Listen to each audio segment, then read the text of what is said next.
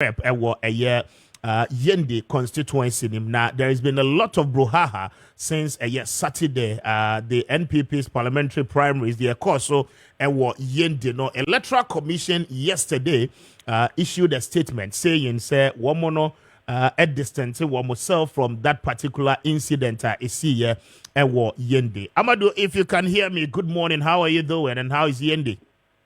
Good morning. I'm very well, and Yendi is very peaceful. Very well. So bring us up to speed with the latest development in Yendi. From Saturday up until now, we spoke with you, and then you told us the particular incident that transpired during the counting processes. As we speak this morning, what is the current situation that you can report on?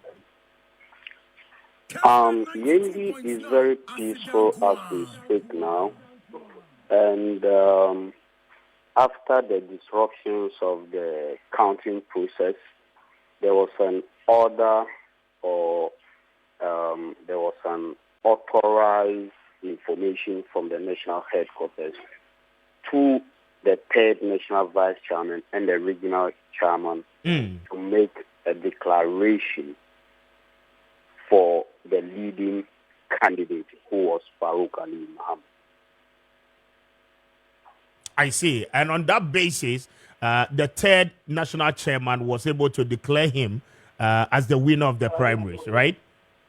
Yes. The third national vice chairman did the declaration with the authority of the general secretary and the national chairman.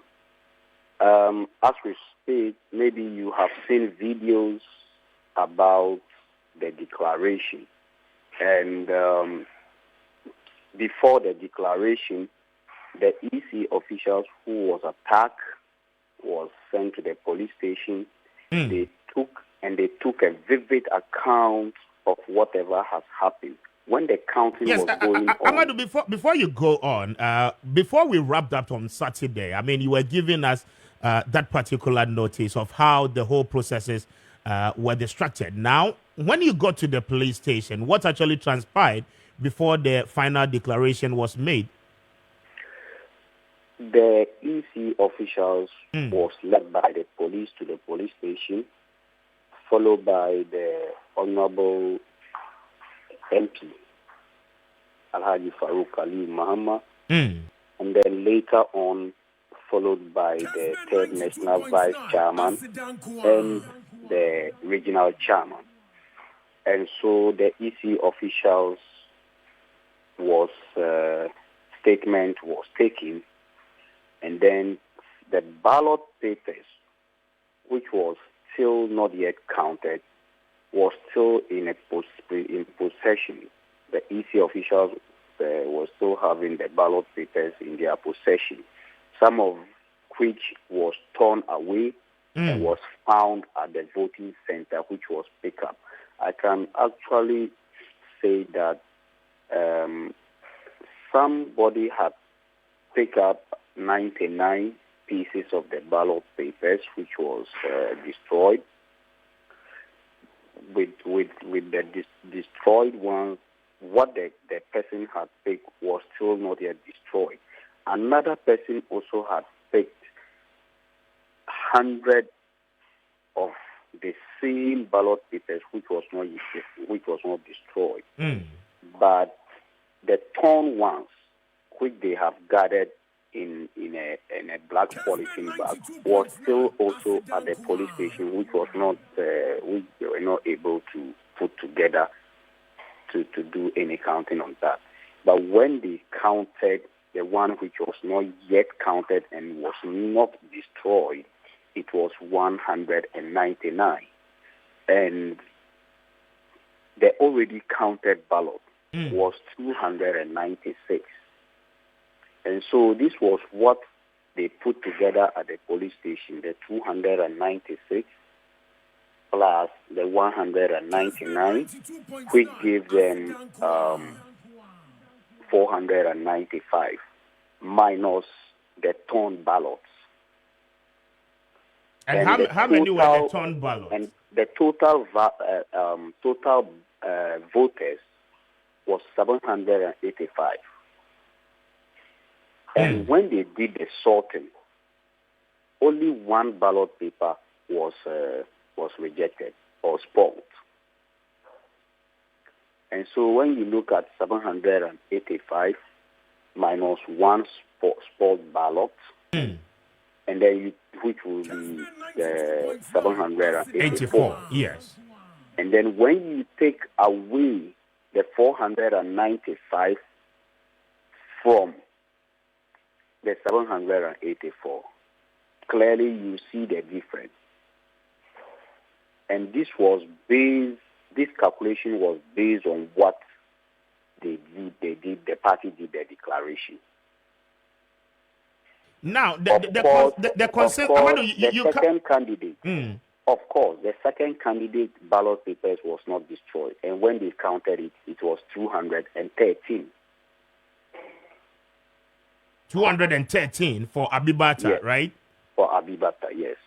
Kessben 92.9. Okay, so now the concerns are, why is it that if this were the true figures, or if these are the true figures, the Electoral Commission now refused to make the official declaration as required of them by law? The returning officer who was supposed to do the declaration was attacked by Abibata's senior brother, who is called Mutala Shani Mahama. He attacked the returning officer, beat him. He actually beat him and wounded him all over the body. And so he was at the hospital. That was why he couldn't he was not present when the declaration was going to be done. Of course, according to structures of the NPP, an internal election can be declared by the party, not even necessarily the EC, even though they've just brought in the EC to do the supervision of the election. The party can take any decision on that, with regards to declaration. But people are now doubting the credibility of the entire process because, one, the Electoral Commission issues a statement yesterday, dated 29th January 2024. And this is what the Electoral Commission says. The attention of the Electoral Commission has been drawn to a video circulating on social media depicting a gentleman declaring result of the just ended New Patriotic Party parliamentary primaries in the Yendi constituency in favor of the incumbent. The Electoral Commission wishes to inform the general public that it has not declared result of the Yendi constituency in the just ended NPP parliamentary parliamentary election. 785 voters voted out of 794 registered voters. The counting of ballot for the incumbent, the Honorable Farouk Aliu Mahama, was disrupted when the presiding officer had counted 296 votes in his favor. Unfortunately, the destruction of 489 ballots, which remained to be counted, made it impossible for the presiding officer to complete the collation and declare the result as such. The commission therefore disassociates itself from the declaration made. And this is issued by Michael Buedu, acting head for public affairs of the Electoral Commission. Now, if as at the time of the destruction or the disruption, further to speak, Abibata's votes weren't counted as at then, and then a large chunk of Farouk's own, votes per the sorting that was made earlier on, how then do they declare based on the one that was counted? This is what the Electoral Commission itself is questioning. Well, because Abibata knew she was losing the elections, that was how comes she disrupted the counting process.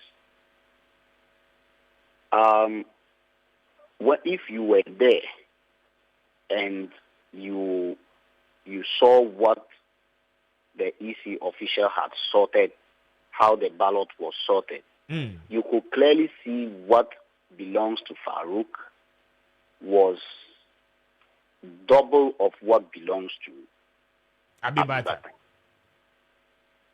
And so when the counting process started, they saw that they were losing the election. And his senior brother, the same mother, the same father, not any extended family relations. Abibata's same senior brother, who is a same mother and same father with Abibata, came in to disrupt the elections, the counting process.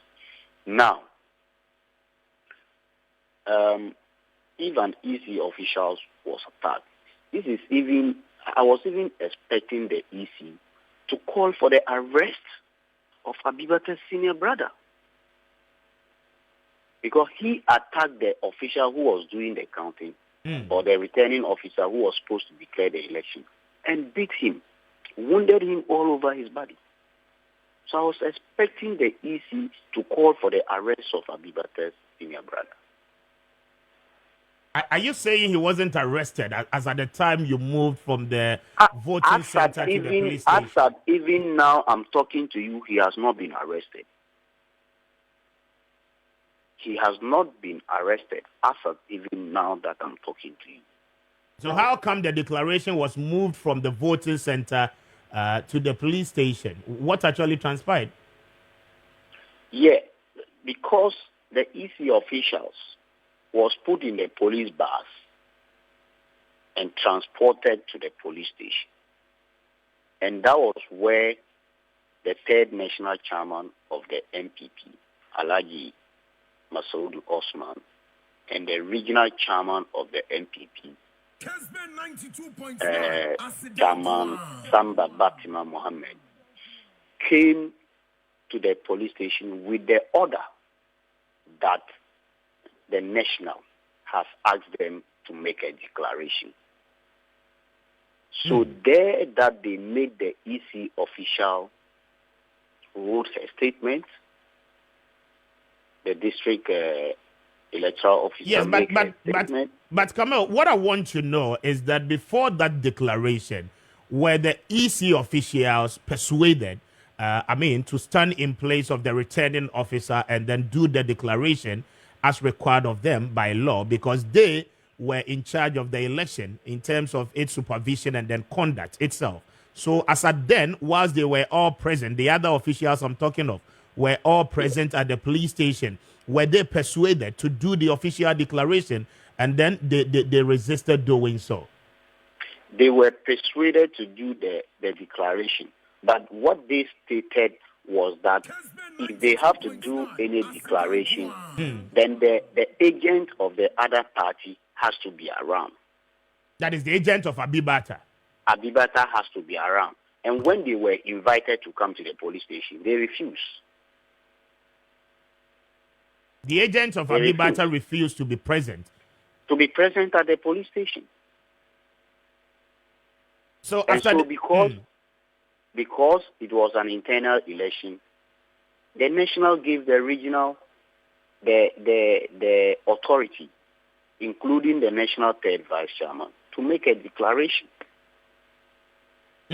So after that particular declaration, the Electoral Commission officials go ahead to fill the declaration form, and then which representatives from both parties, Farouk's camp and then Abibata's camp, sign onto that particular declaration sheet? If there was the returning officer, like I said, who was supposed to do the declaration, was the one who was beaten and sent to the hospital. He had a declaration form even with him.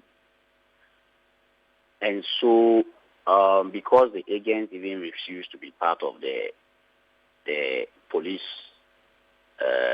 investigation processes or the statement of the EC officials processes, they couldn't do it. And so we were told they couldn't fill the declaration form. They couldn't fill the declaration form. Okay. It was already filled, but they were just left with filling in only the figures.